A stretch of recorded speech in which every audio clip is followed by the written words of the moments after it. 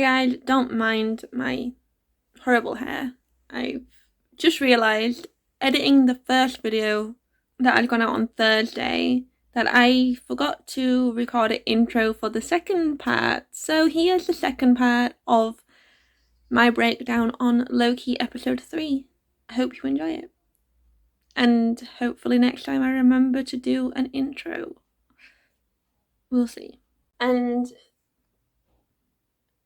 we have the people of this moon planet of Lamentus 1, I should say, lined up wanting to get on this train to go to the Ark, but they are not allowing commoners on, they're only allowing the rich on who have clearly bought tickets.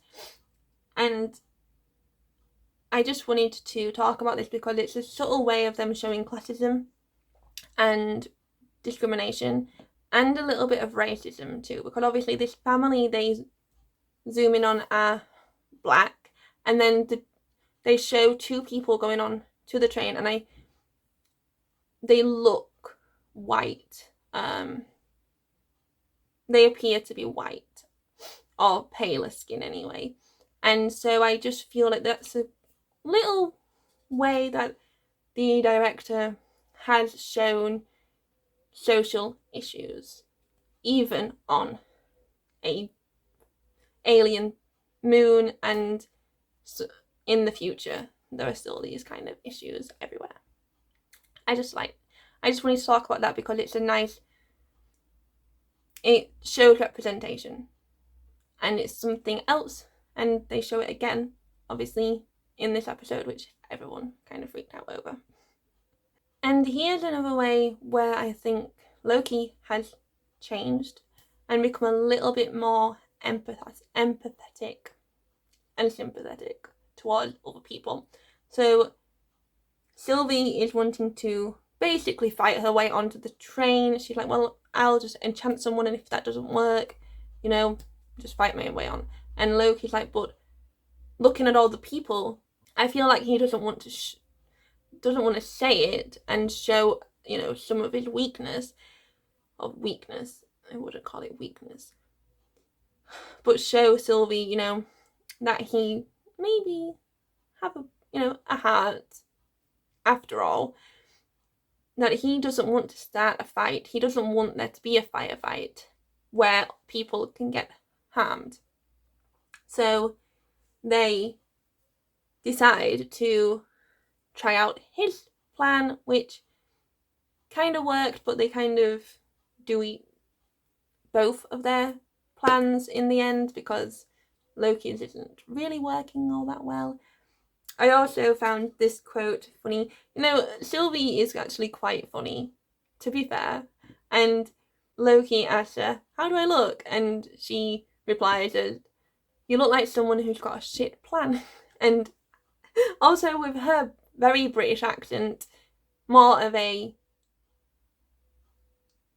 I want to say like northern, common British accent she has, unlike Loki, who has quite a affluent accent. You know what I mean. I just found it funny. And he looks like an idiot too. That outfit does not suit him. Also, what is with his voices here? Why does he put on a stupid voice? And Sylvie's face, I'm just thinking, I feel like she's thinking the same thing. You're an idiot.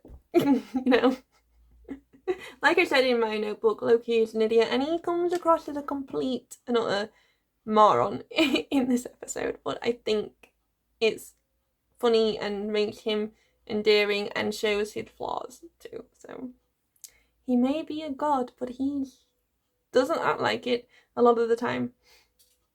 And this is where Sylvie has to kind of come to his aid and enchant the officer. But again, smart thinking from Loki as well as Sylvie. So, again, not as different as they would like to think, maybe. I picked this shot out simply because I liked it. I loved the reflection of the fireworks in her eyes, and it makes her look a little softer and a bit more delicate. And especially after the conversation they've just had about their mothers and where they learnt magic and everything. And yeah, this sequence makes her look a little softer. And with the lighting too, she doesn't seem as hard and as ruthless as she comes across as to be, even though she's pretty damn ruthless, isn't she? And then we have the quote that so many people have been waiting for, the quote that I freaked out at and I'm so thankful for.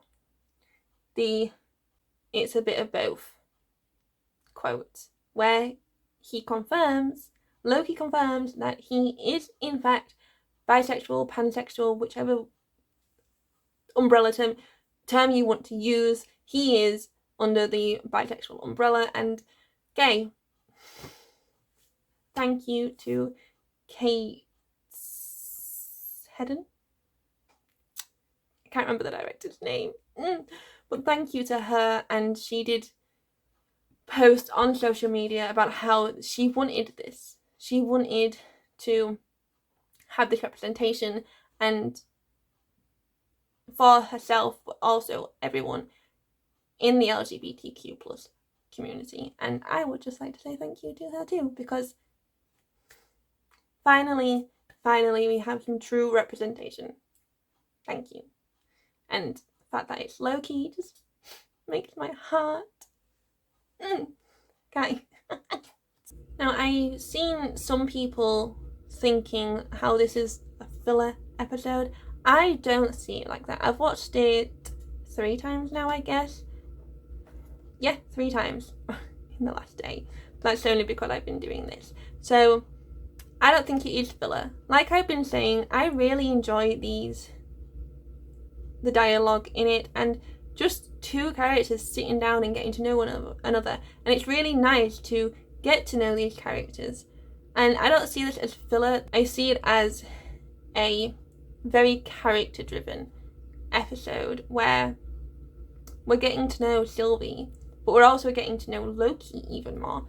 And I am really enjoying the vast dialogue that's in these episodes. And some people may disagree with me, and that is absolutely fine. That's just my opinion.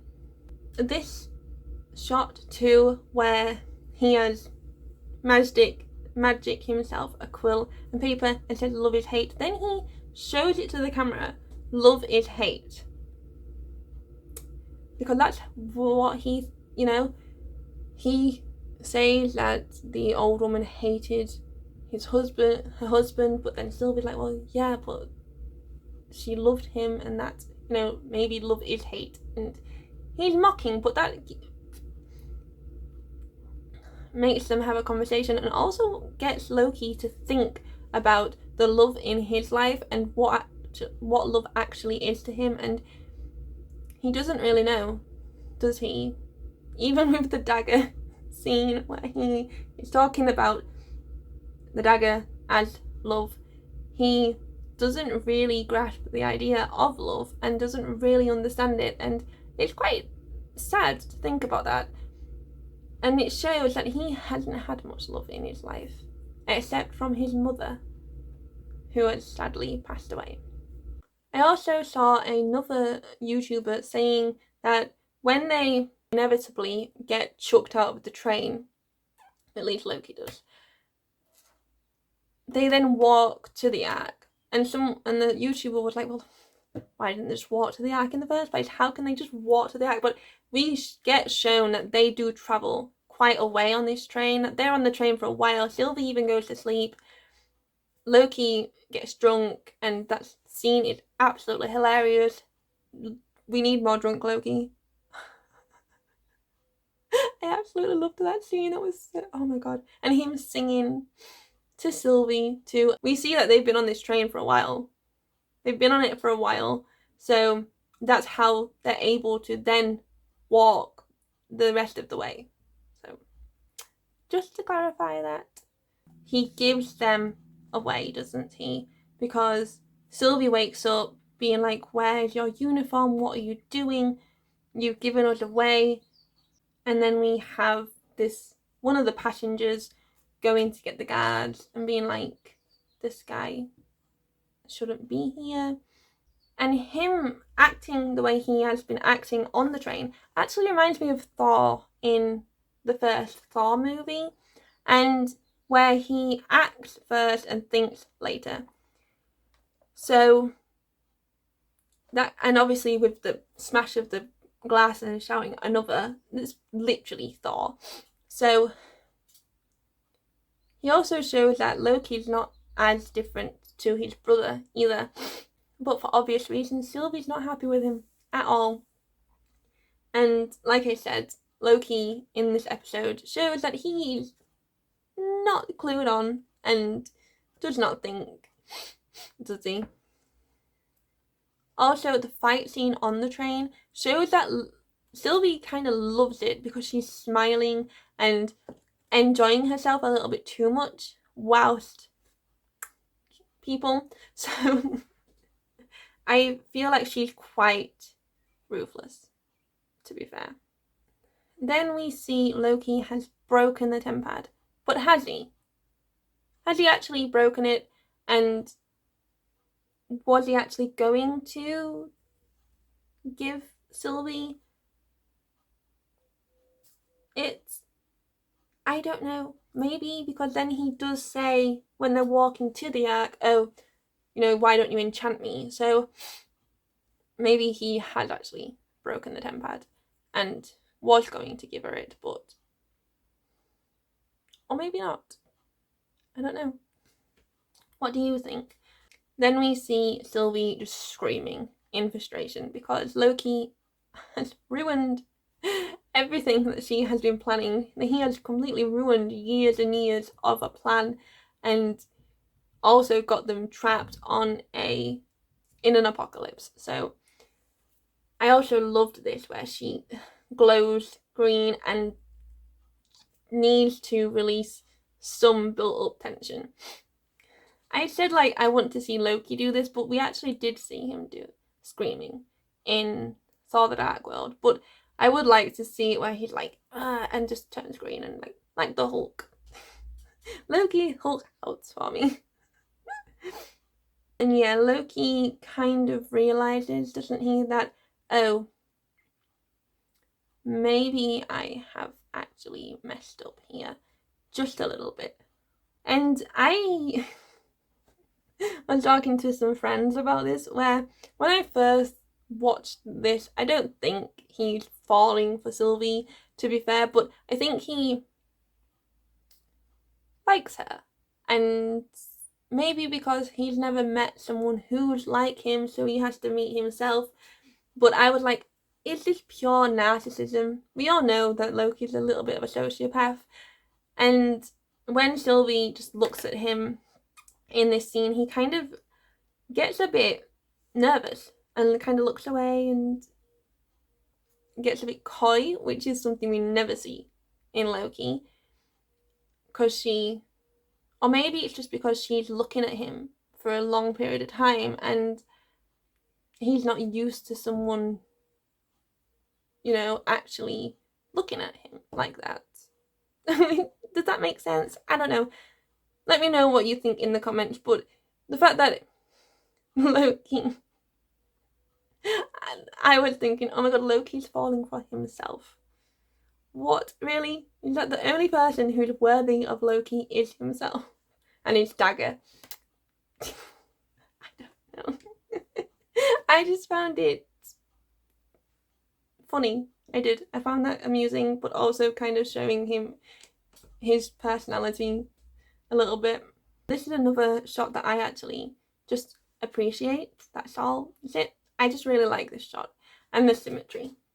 There's so much symmetry, like I said in my last videos about episode 2. So much symmetry. But I do like this shot. It's a very cool shot. I could have this as my wallpaper. I may have this as my wallpaper.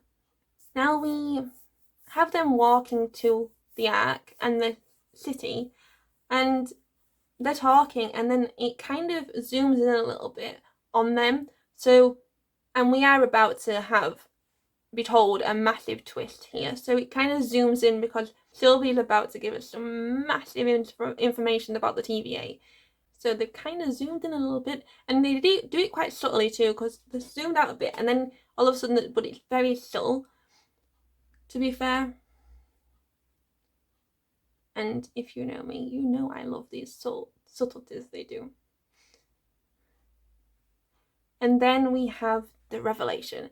And whilst Sylvie is telling Loki about the TVA, she is in light and Loki is in shadow.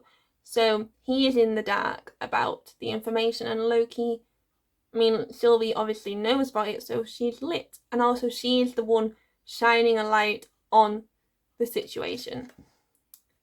I like the lighting. And here we find out that actually everyone working for the TVA are variants, and they've been there for years. Therefore, Mobius is from the 90s and has a jet ski. That's it. It's true because I said it. I just found this interesting that the symbol on the right hand side is yellow and very TVA-esque. That's it. But we also have the archway like we did in Pompeii. So are they actually being watched? Are they constantly being watched? I'm just saying. There's also some little hints in this last sequence where they could be potentially still being watched, and I'll get to it. Now we have where they start to, having to fight their way towards the ark, even though this shot where they start running, turn around quickly and run away, I didn't particularly like it. It's just my opinion, but I didn't really like it. I've watched it, told you I watched it 3 times now, still not a fan of this shot. And I was thinking, well, why are they running all of a sudden? And I'm like, oh wait, it showed that someone has kind of started to cause trouble, and I think they're throwing things, so that's why. But I just, they didn't, I don't think they needed to have them turn like that. They could have just had them run and maybe shown a bit more of the people to begin with starting to revolt and cause trouble, and then have them run away. Just, it didn't show enough to make it clear as to what's actually happening. Now, here is where I said that I think they could still potentially be watched. The eyes here, and these eyes are in a few different scenes. It just makes me think again that, they might be being watched. I love this. I get so excited when I see this kind of thing. So I just wanted to point out colours. That's it. That's it. Also, when they have this fight scene going, it's very smooth and dynamic, and a lot of movements happening in it, and I really actually liked it. Just because it's a continuous shot, and I like that, and I also know how hard that is actually to do. So I appreciated that. But here's a big but again with the infinity symbols. There's an infinity symbol there. There's an infinity symbol right there, right there, right there. And now we have it even clearer that there's just this random infinity symbol. That's time, infinite loops. Interesting. Also, there have been some theories where people think that maybe Loki swiped some Infinity Stones from Casey's trolley. Potentially. That could easily be the case because Loki is known for a sleight of hand, and if he found Infinity Stones, surely he's not just going to let them sit there. Also, does he still have the Tesseract? I'm feeling he doesn't, but This might also be me gripping at straws, I don't know, but firstly, you have these symbols, and the green one is like the 3. That's like a Celtic, I can't remember what it is, but the 3 like knots together. But these are like the colours of the Infinity Stones. It might be me just gripping at straws, but the reason people think he could have an Infinity Stone is because of this scene where he all of a sudden has the power to move this massive building. Now we see in episode 2 that he does have the ability of telekinesis because he makes something come to his hand, doesn't he, whilst he's fighting Sylvie. But the way this building kind of goes back and into where it was before, people are thinking, does he have a time stone? I don't know. What do you think? He may do, but I have no idea. Possibly. And we end with the destruction of the Ark, and all hope seems to be lost now. And I just wanted to point out at the end of the credits, we have these photos of Sylvie and Loki on Lamentus 1, and every time, I'm pretty sure in the end credits, these photos do change, because there's not many things that do change in this end credits, but these photos do.